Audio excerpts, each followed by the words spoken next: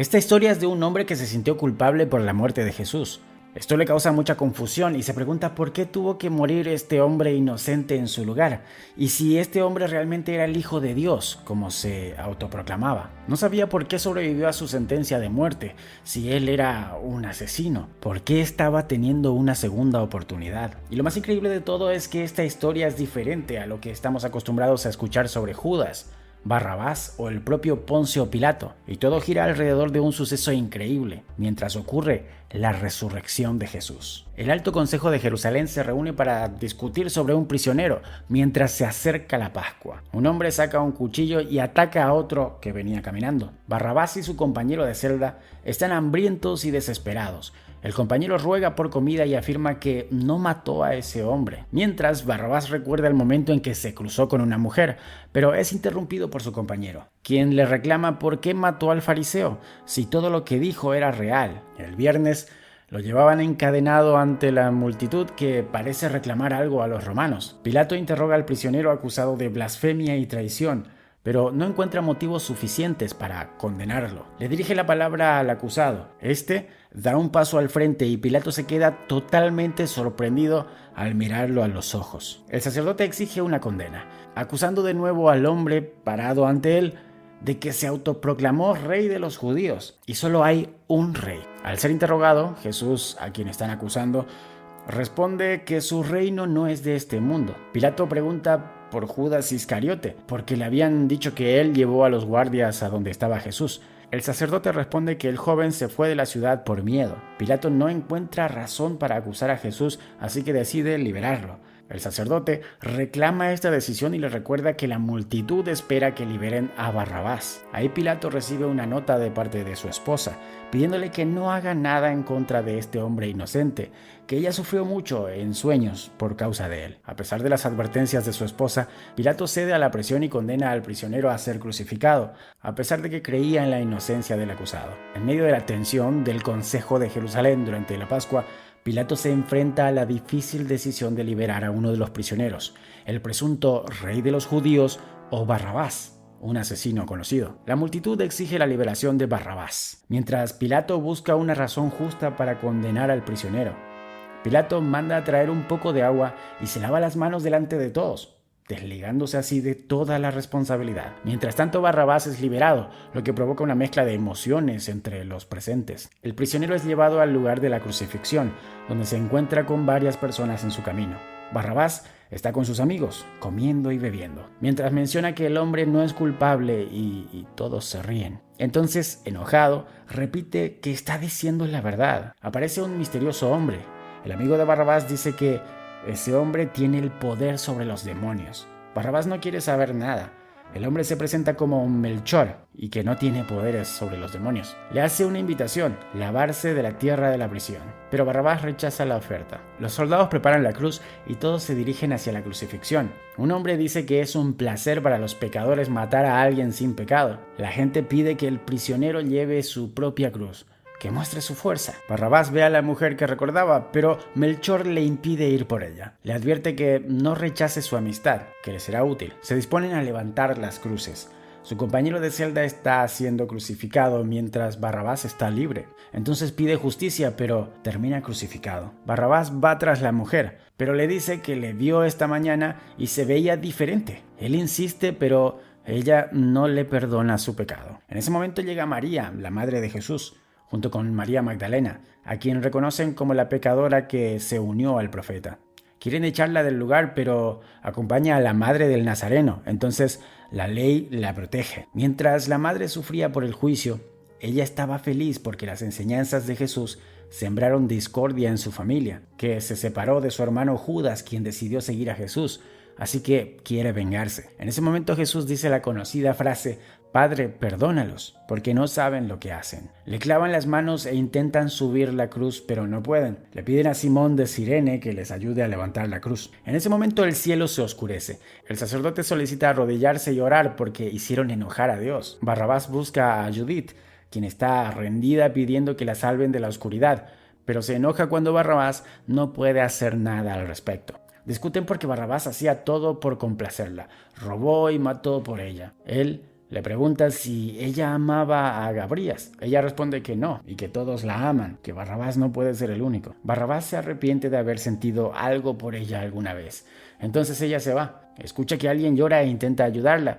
Ella le dice que haga silencio y ore. La luz vuelve y la gente menciona que debe ser el Hijo de Dios y ven que Jesús ya estaba muerto. Debemos recordar que esta película no menciona muchas de las cosas que sí se mencionan en la Biblia y como toda película de drama agrega detalles, personajes y problemas que son inventados según la narrativa que se quiere mantener. No todo lo que vemos en esta película pasó de esa forma según la Biblia. Barrabás y su nuevo amigo hablan de Judith y de cómo la perdió y que esta pérdida podría ser en realidad algo bueno. Ahí ven a una persona tirada en el piso. Se acercan para ver quién es y este le pregunta ¿qué es lo que quieren de mí? Era Pedro. Pregunta por el Nazareno y le informan que ya murió. Pedro se encuentra abrumado por el peso de su traición a Cristo, sintiendo una profunda culpa que lo consume. Lo consuelan diciendo que al menos no es tan pecador como Judas, y eso le perturba a Pedro por lo que pasó esa noche. Ahí se enteran de que Judas también estaba muerto y de la manera en que sucedió. La noticia sacude a Barrabás, pensando en que el hermano de Judith está muerto y ¿quién se lo dirá? Ahí Pedro maldice a su hermana, ya que ella fue la que lo llevó a traicionar a su maestro y a quitarse su propia vida. De nuevo, no tenemos registros bíblicos de esto ni que Pedro acostumbre maldecir así. Solo hay registros de que empezó a maldecir para evitar que le descubran que era el seguidor de Jesús, esa vez que lo negó. Barrabás no cree que sea verdad. Pedro dice que todo esto estaba planeado para que parezca algo bueno y le cuenta todo lo que pasó. Vemos a Judith hablando con Judas, diciendo que necesitan que Jesús pruebe ser alguien divino en Jerusalén y si es realmente el Hijo de Dios, entonces lo adorarán. Pedro sigue maldiciendo, pero le explican que no puede maldecir a la mujer por molestar a su maestro cuando otra mujer dio a luz al Hijo de Dios y que no puede culpar solo a Judith Iscariote, sino que Caifás es el culpable, que Dios fue crucificado por un arrogante hombre de Dios. Además dice que había cierta pasión entre Caifás y Judith.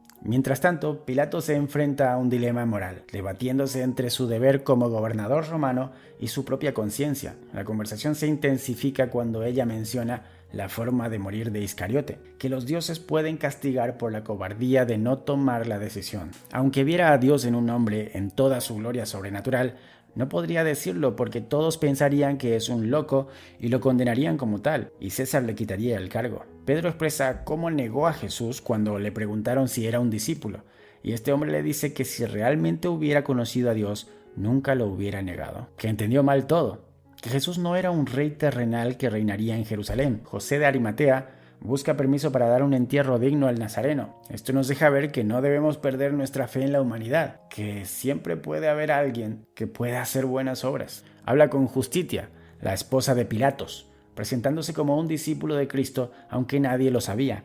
Dice que cree que es Dios. La mujer responde que entonces está vivo, porque Dios no puede morir. José dice que en lo que le concierne, la vida ya le dejó, y quiere acercarse a Pilato con la solicitud de enterrar el cuerpo de Cristo en su tumba. Ella no puede concederle ese deseo, pero promete que verá si Pilato cede a hablar con él. Pilato, inicialmente sorprendido por la petición, pero persuadido por su esposa, muestra una compasión y acepta, otorgando el permiso para que el nazareno sea enterrado dignamente.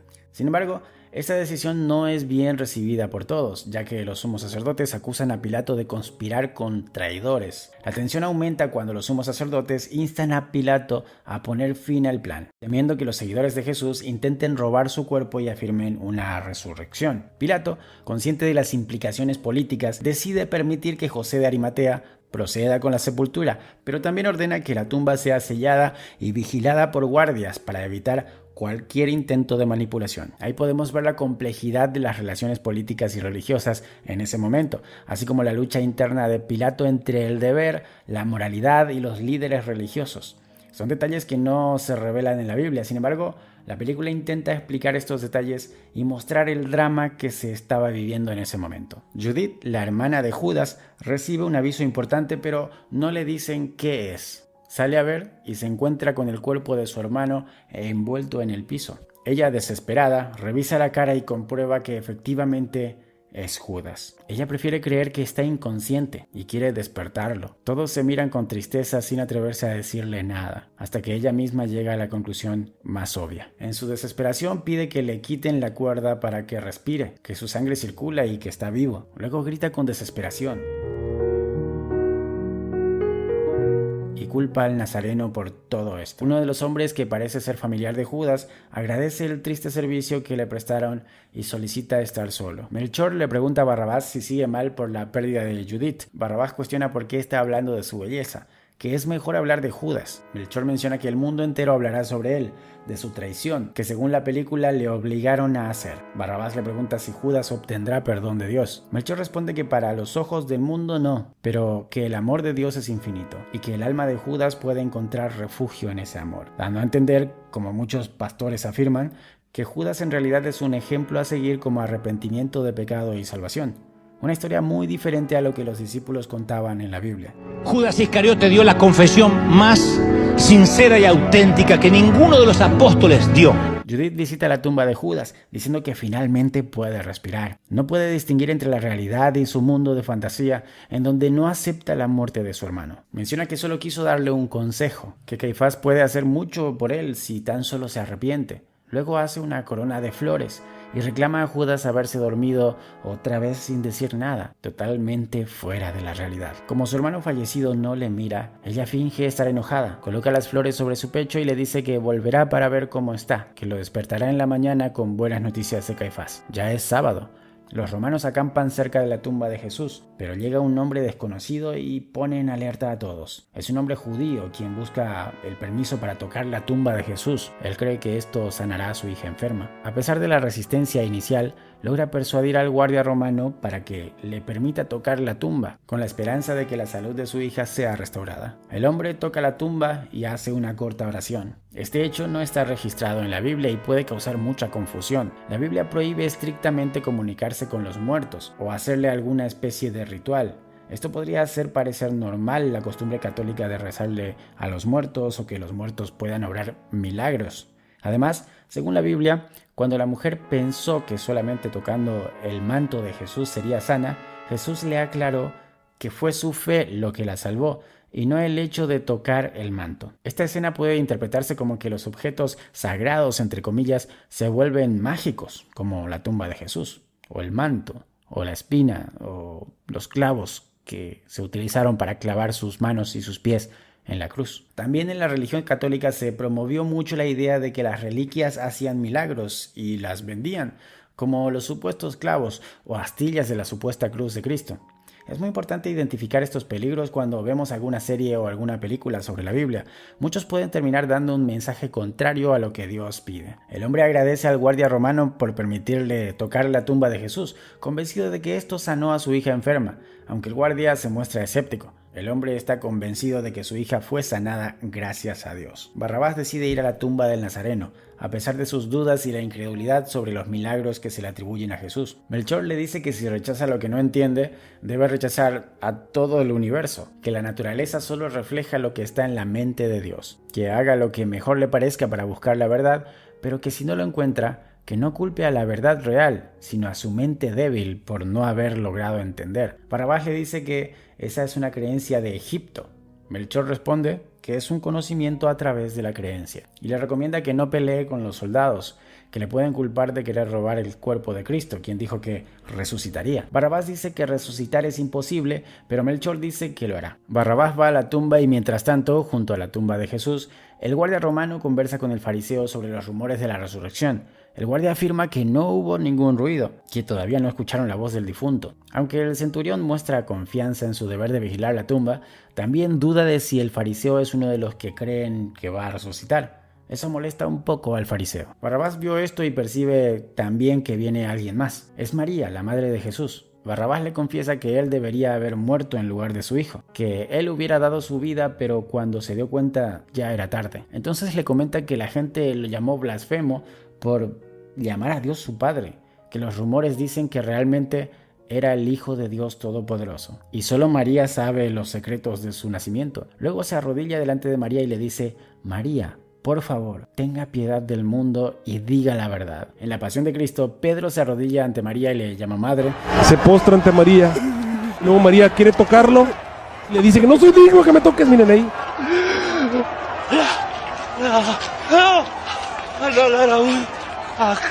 Y le dice, madre. 3 veces. Lo negué. Y ahora Barrabás se arrodilla ante María y le pide que tenga piedad del mundo. Es como si la película intentara enseñarnos que debemos adorar y orar a María para pedirle perdón y que tenga piedad de nosotros. Un teólogo analizó estas escenas de la película de La Pasión de Cristo, que puedes ir a ver en el canal. Está en el link del comentario fijado. Barrabás le pregunta directamente a María quién es el padre de Jesús. Ella no contesta y continúa su camino llevando unas flores en su mano. Según la Biblia, los discípulos no fueron a la tumba para ponerle perfumes en el cuerpo porque ese día era día de reposo, y que se quedaron para guardar la ley de Moisés, el mandamiento de descansar en Shabbat. Por eso fueron el domingo temprano en la mañana. Sin embargo, en esta película, María va a la tumba a llevar las flores, contrario a lo que dicen las escrituras. Caifás discute con un escriba sobre cómo manejar los rumores de Jesús. Está preocupado porque Jesús se convierta en un mártir y que todo el Sanedrín sea acusado de una muerte injusta. Decide cambiar la inscripción en la tumba de Jesús, diciendo que lo que la tinta no escribe, los ojos no lo pueden leer. Es de noche.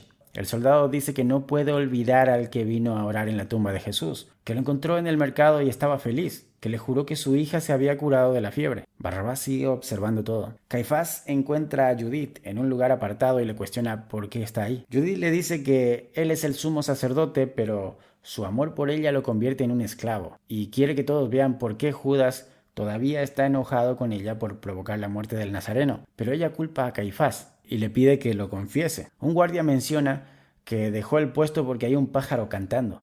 Efectivamente, hay pájaros cantando. Y Barrabás durmiendo. Muy bien por el guardia. Barrabás sueña que le dice a Melchor que se instaló ahí para ver si ocurre un milagro. Él quería ser testigo. Melchor le responde que debe tener cuidado cuando venga el maestro, de que no le encuentre dormido, malinterpretando nuevamente lo que Jesús dijo sobre la segunda venida y encajando a la fuerza a su resurrección. Judith relata un encuentro con una corona luminosa, pero la oscuridad apagó todo, que perdió a Judas, pero Barrabás se lo trajo de vuelta a casa. Caifás se altera con esto. Judith reconoce que Barrabás es un asesino, pero que deberían ser amigos porque Caifás mató al Nazareno. Los guardias siguen en la tumba. Barrabás sigue dormido. Judith muestra una cruz y dice que tiene poderes milagrosos, que Judas ya durmió mucho tiempo, y pregunta si Caifás le dará consuelo. Caifás promete decir todo lo que pueda. Sin embargo, Judith no cree en él. Pide juramento sobre el símbolo de la cruz. Todos insisten en que las cosas tienen poderes en esta película. Además, el anacronismo es tremendo. Jesús acababa de morir en la cruz y ya empezaban a usar crucifijos, cuando una cruz significaba una terrible muerte violenta y prohibida por la misma Torá, ya que todas las personas que mueren, incluso los que son ejecutados, debían ser sepultados. En el caso de los romanos, ellos buscaban una muerte lenta y dolorosa y no sepultaban los cuerpos. Caifás se enoja por esa burla. En ese momento se prende una pequeña luz en la tumba. Los soldados piensan que está amaneciendo, pero la luz es más cegadora. Caifás ataca a Judith más enojado. En la tumba uno dice que se arrodillen, que los dioses están viniendo a la tierra. Caifás cae al suelo. Judith suelta el cuchillo con el que lo había apuñalado. La luz cegadora desaparece y los soldados quedan tirados en el suelo, y amanece el día domingo. Barrabás se despierta cuando ya era de día. Le asusta el grito de unas mujeres que dicen que él resucitó. Intercepta a las mujeres y les pregunta qué pasa. Ellas responden que Cristo resucitó, que ya no está en su tumba. Va a la tumba y ve a los guardias todavía tirados. Mira la tumba y luego ve a una mujer. Le pregunta ¿a dónde ha ido? Ella responde que ha resucitado. Un soldado se despierta, así que se alejan para hablar. Era María, la madre de Jesús. Barrabás le explica que si los soldados le ven, van a pensar que él se robó el cuerpo. Barrabás no cree que Jesús haya resucitado. Aparece Melchor, quien le anima a María a dar la noticia. Llegan unos romanos que prefieren no contestar a la pregunta de qué le pasó a su centurión.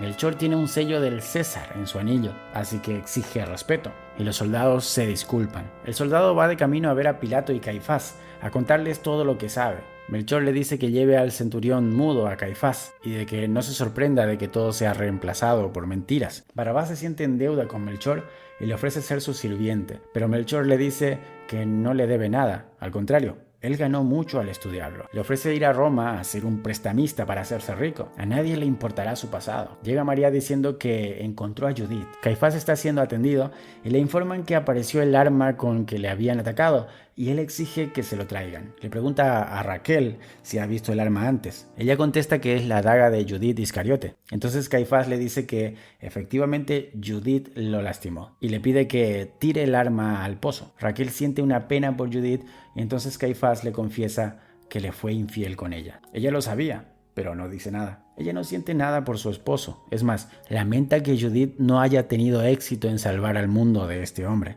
Judas y María encuentran a Judith. Ella se encuentra muy emocionada al ver a Barrabás y le confiesa que mató a Caifás por él. Eso sorprende mucho a Barrabás. Judith afirma que el traidor era Caifás y que ella se dio cuenta muy tarde y por eso no pudo salvar al nazareno. Con lágrimas en los ojos le pregunta si está enojado con ella, si seguirá amándola como antes. Luego mira fijamente a los ojos a Barrabás y se da cuenta de que no es Judas. Entonces se enoja y dice que necesita recoger flores para su propia tumba porque ella está muerta. De nuevo muestra la cruz y dice que eso le consuela. María se queda a cuidarla.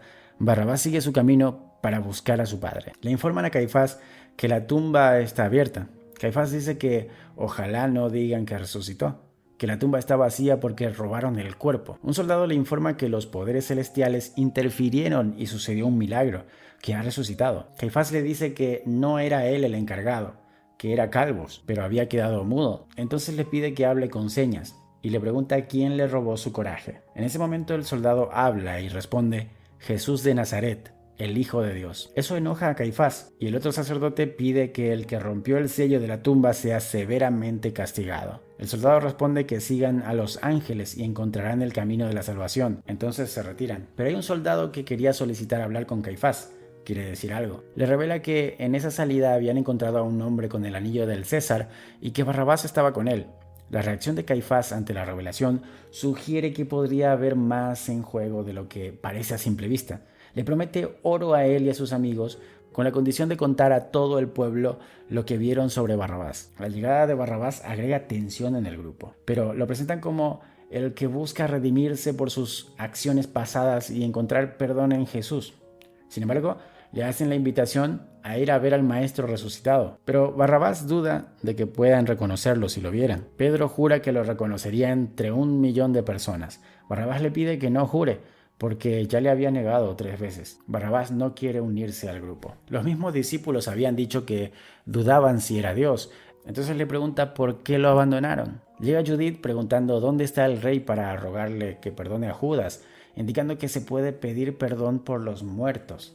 Una práctica que hoy en día tienen los católicos y mormones, pero no está fundamentada en la Biblia. 7 días después, Barrabás visita a José, el esposo de María. José ya no se menciona en la Biblia desde el ministerio público de Jesús. Y a partir de algunos versículos se puede deducir que María enviudó antes de que Jesús empezara a predicar. Pero en esta película solo ha sido un padre un poco ausente. Y su confesión de que Jesús no era el hijo biológico plantea preguntas sobre la verdadera naturaleza de Jesús y su relación con María. José sigue contando que él tiene hijos, pero son de su primera esposa, quien había fallecido, dejando ver que Jesús es el único hijo de María. Barrabás pensaba que ella era su esposa, que tuvieron hijos juntos, y le hace esta pregunta demasiado personal. ¿Acaso no se casó con ella? ¿No nació Jesús de María? Ella no era suya. ¡Nunca! ¡Nunca fue mía! Esto no está en la Biblia. Es más, el ángel le había dicho a José que no tenga miedo de tomar por esposa a María. De nuevo, esta película está intentando mostrar algo que no está en la Biblia. El hecho de que María fue virgen toda la vida no tiene sustento bíblico. Cuando le explica quién era el padre de Jesús, aparece una luz. José le dice a Barrabás que le pregunte a él lo que ningún hombre ha podido explicar, y se postran ante Jesús. Barrabás va a la ciudad y ahora es acusado de intento de asesinato y complicidad en el robo del cuerpo de Jesús.